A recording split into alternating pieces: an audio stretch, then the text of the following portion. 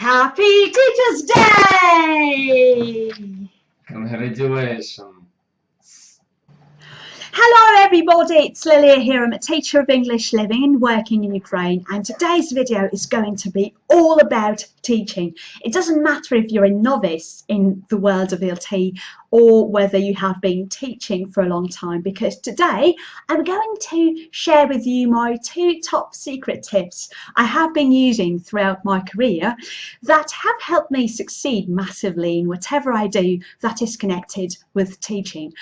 First of all, let me tell you something about myself. My name is Lilia and I'm a Ukrainian girl. I started teaching when I was about 16 and I have taught English to adults both privately, face-to-face, in groups and online. So thanks to my comprehensible accent, I've been able to teach people over the internet internationally. So I've had quite a few students around the world, and I have worked mainly one-to-one for 10 years, so I have accumulated quite a lot of experience of working with adults, and teaching has been my major source of income apart from voice over and other things that I have been doing in the meantime connected with English. Although I'm Ukrainian, my students come from literally all continents, and I'm really proud of that. So in this video I'm going to share with you my 2 top tips on how to become a successful English language teacher and help students achieve their goals connected with English. Before I start talking about those tips, please give me a thumbs up if you think that I should do more videos on English language teaching, and subscribe to my channel if you haven't yet. So here come the tips. Here is tip number 1. Never stop learning. Although you're a teacher, it doesn't mean that you know everything about English.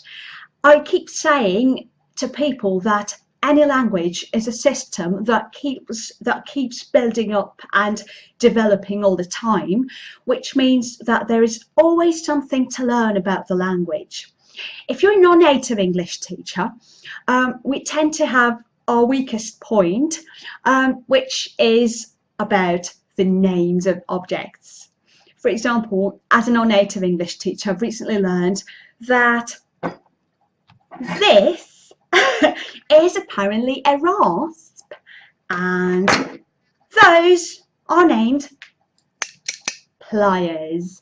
Something we all know we have in our flat, and we know what to call those objects in our first language, but unfortunately few of us know what to call them in English. So those are the best examples, because my husband loves DIY and sometimes I feel we live in a shed.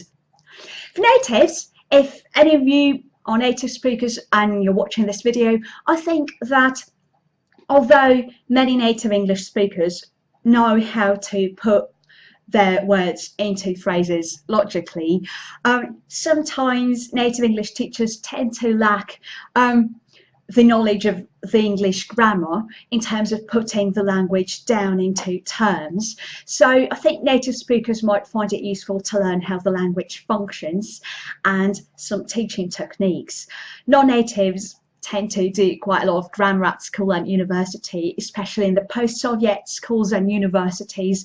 So we know how grammar works, and we know quite a lot of terms to talk about a language, meta language, that's what we call it.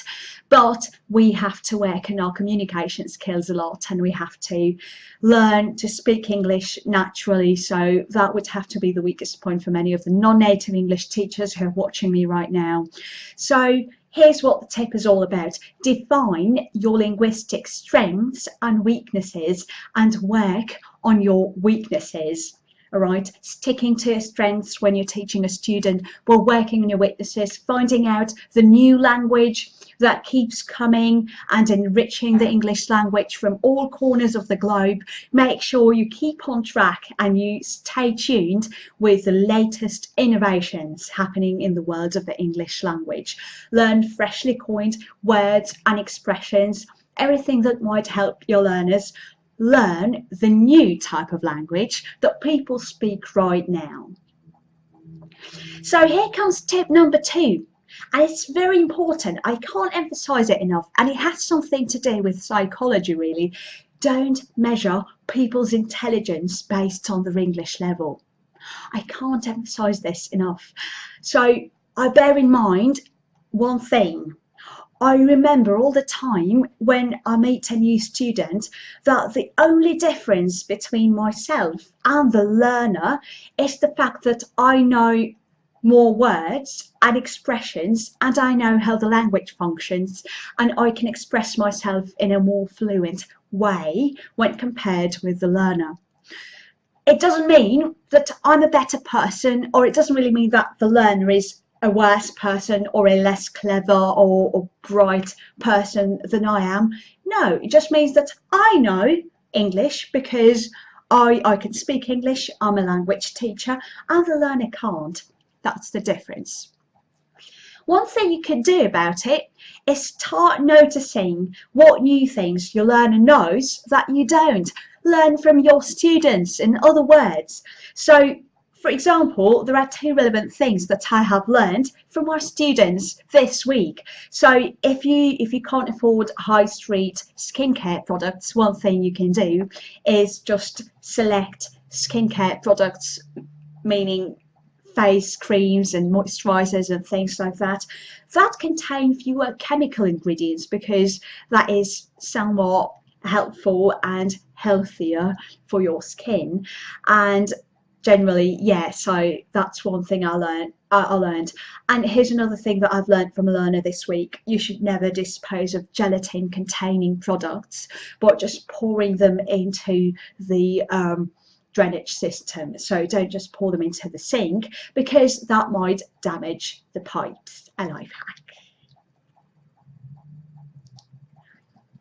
Okay, so that's been it for this video. I hope that you have enjoyed it. Please subscribe to my channel, and please let me know in the comments section whether you'd like to hear from me more on the subjects of ELT, teaching English as a foreign language, and things like that. And I've also got a bit of homework for you today. Think about this. What new things about the English language have you learned this week? And question number 2, what have you learned from your students this week? This is extremely important.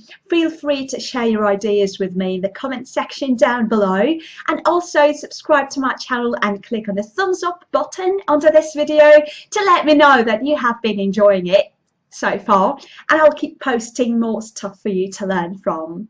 Thank you very much. I'll talk to you very soon. That was Lilia. Bye.